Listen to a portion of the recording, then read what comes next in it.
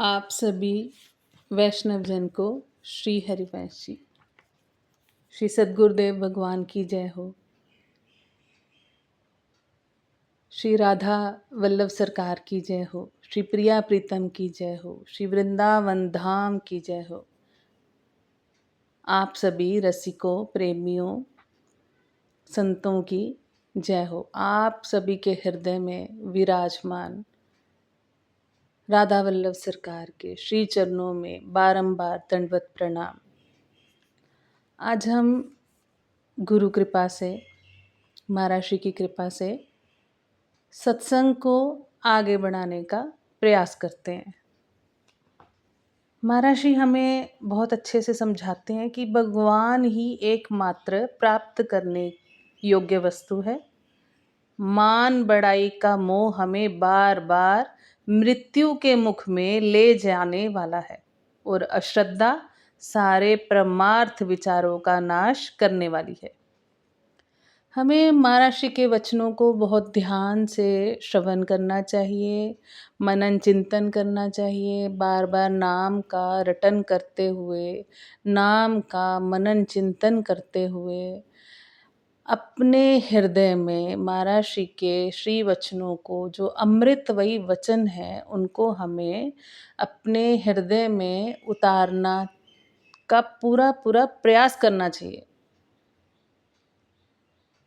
तो गुरु कृपा से हम कथा का आरंभ करने का प्रयास करते हैं। महाराज हमें बहुत कृपा कर समझाते हैं, जब सब में परमात्मा बुद्धि की जाती है तब सब कुछ परमात्मा ही है ऐसा दिखने लगता है। फिर इस परमात्मा दृष्टि से भी उपराम होने पर संपूर्ण संशय स्वतः निवृत्त हो जाते हैं।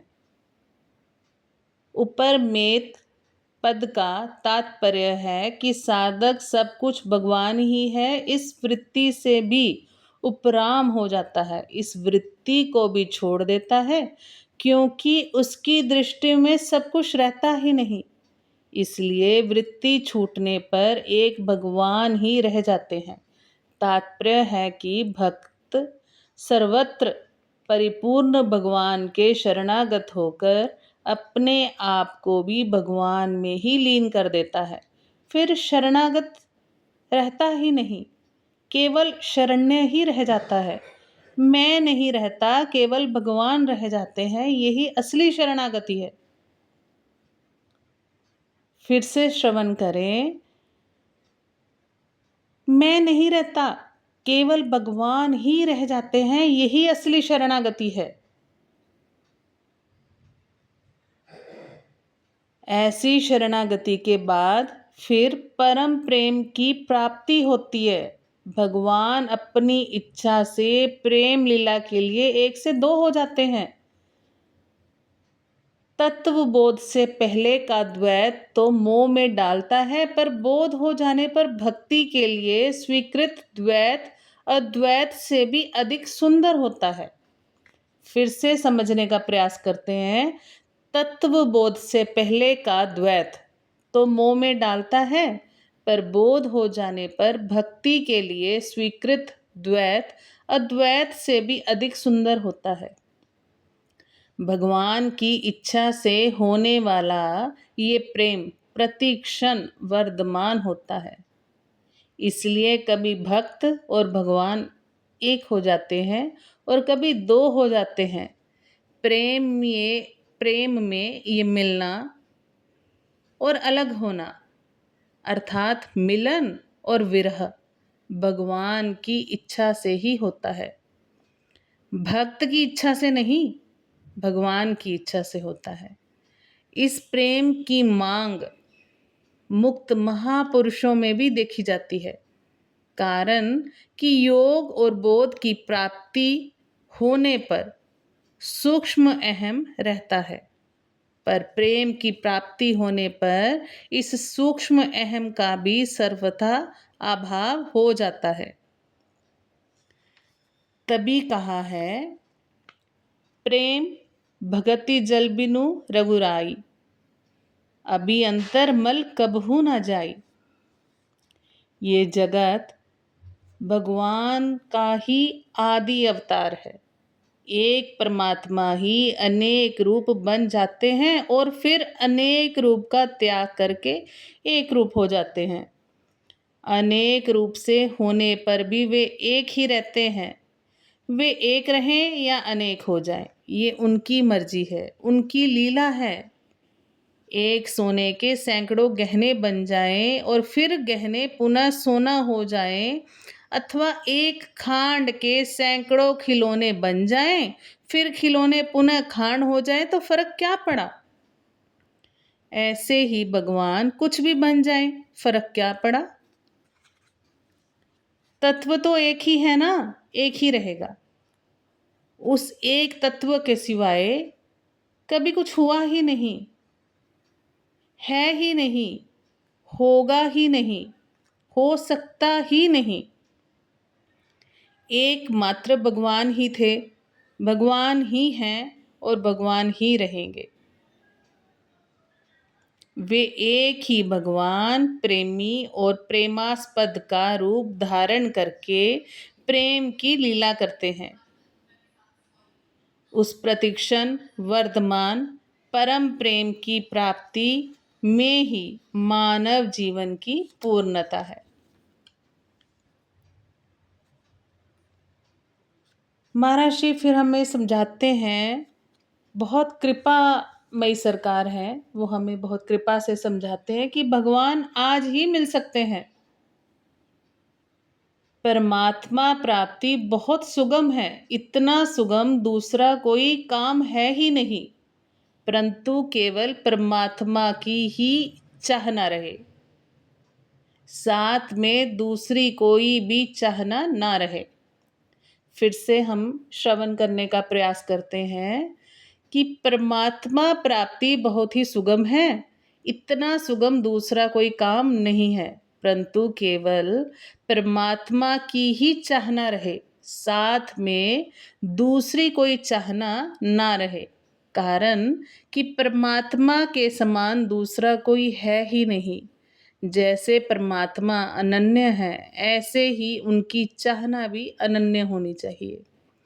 संसारिक भोगों के प्राप्त होने में 3 बातें बहुत जरूरी हैं: इच्छा, उद्योग और प्रारब्ध।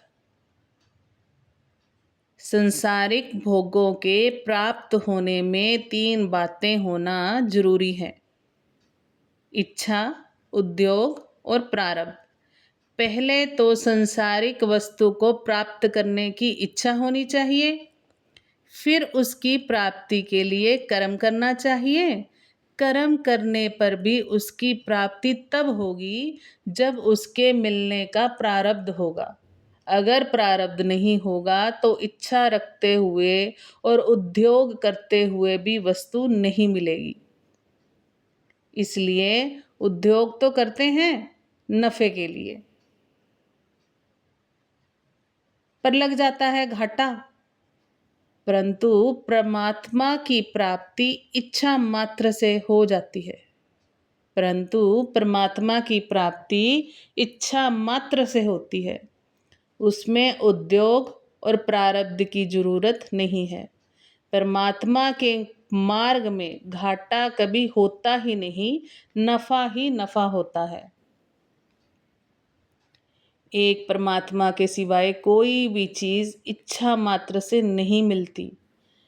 कारण ये है कि मनुष्य शरीर परमात्मा की प्राप्ति के लिए ही मिला है।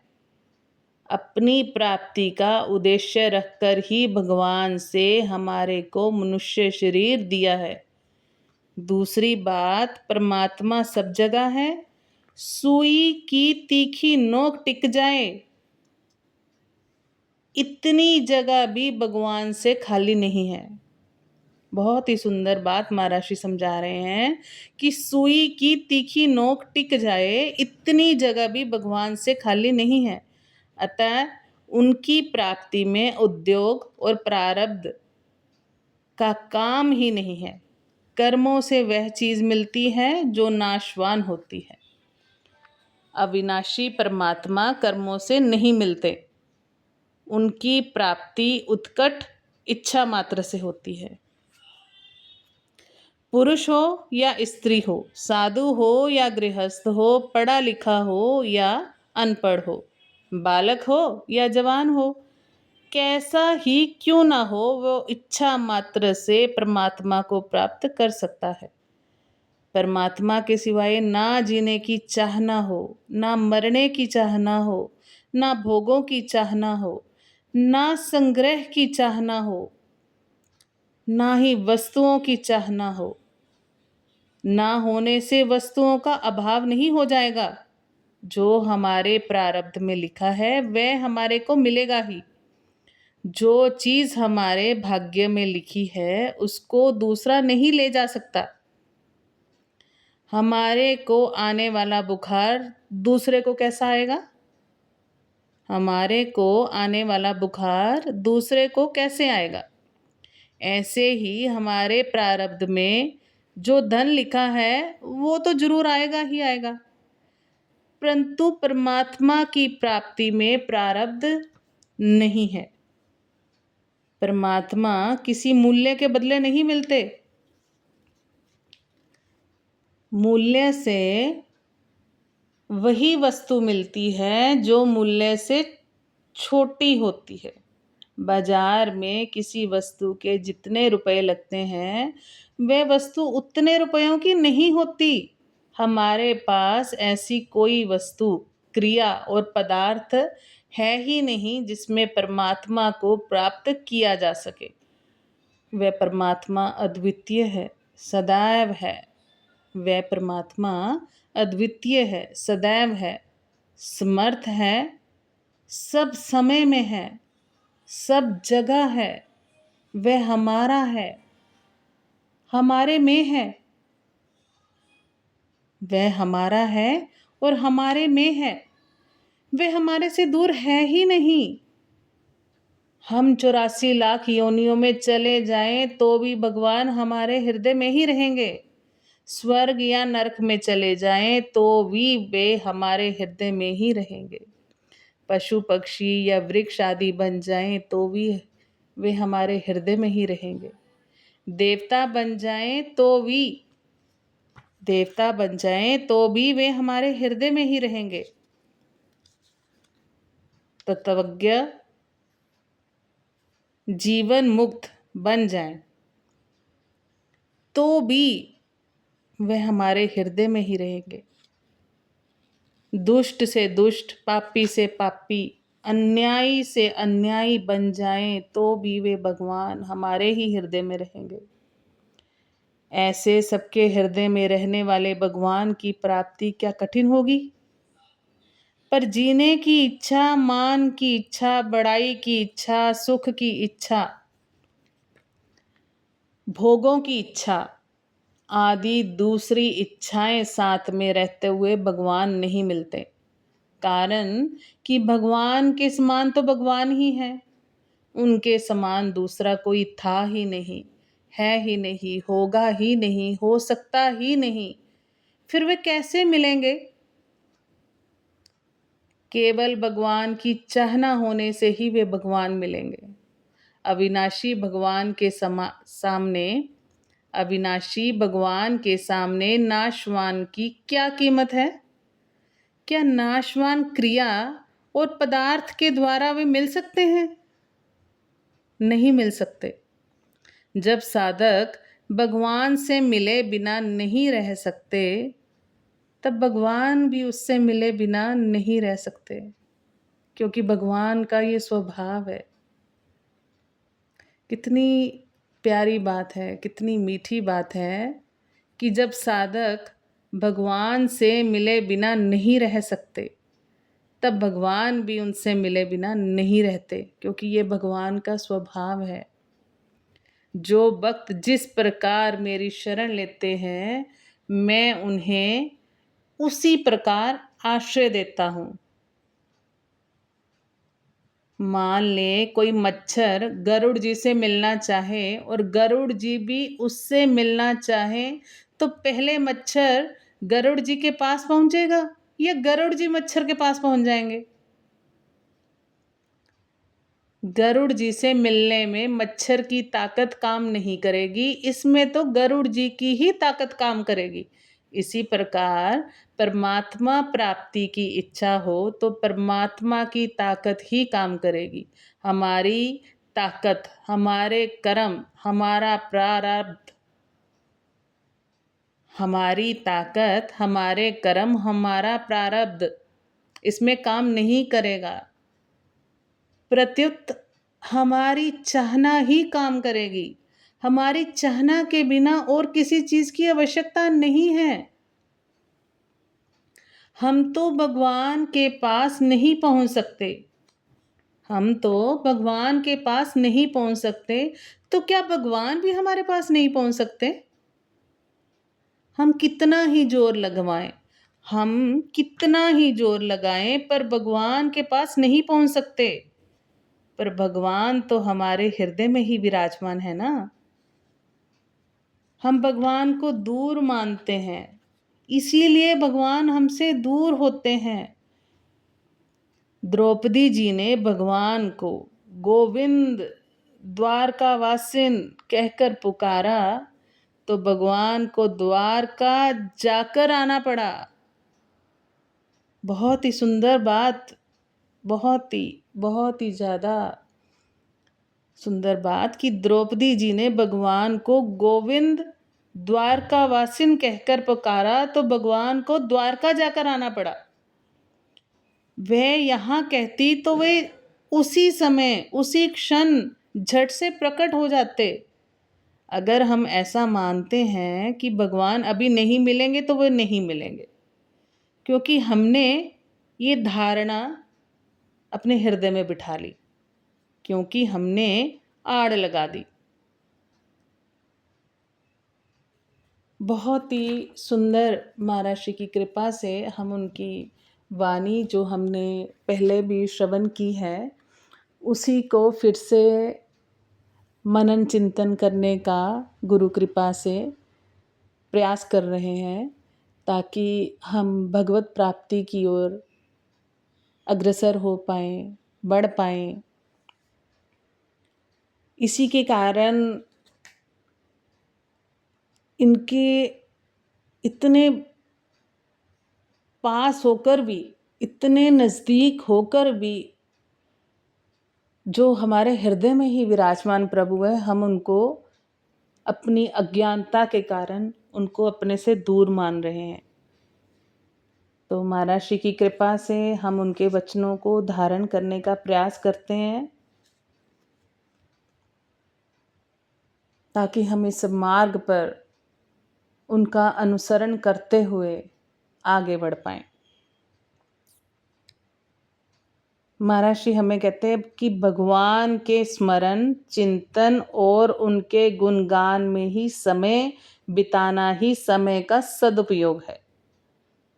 बहुत ही सुंदर छोटे छोटे सूत्र हैं जो हमें अपने आचरण में मनन चिंतन करके अपने आचरण में उतारना चाहिए। भगवान के स्मरण, चिंतन और उनके गुणगान में समय बिताना ही समय का सदुपयोग है। तो महाराज श्री कृपा करें, हम सब मिलके उनके श्री चरणों में याचना करें कि हम इन सब सूत्रों को, उनके श्रीमुख के अमृतमयी वचनों को धारण कर पाएं। वाणी को यही विश्राम देते हैं और उनकी कृपा से कल हम फिर से महाराज श्री की कृपा से आगे बढ़ने का प्रयास करेंगे। आप सभी वैष्णव जन को श्री हरिवंशी, आप सबके हृदय में विराजमान प्रिया प्रीतम सरकार की जय हो।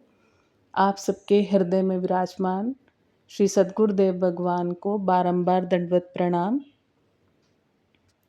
जय जय श्री हरिवंश।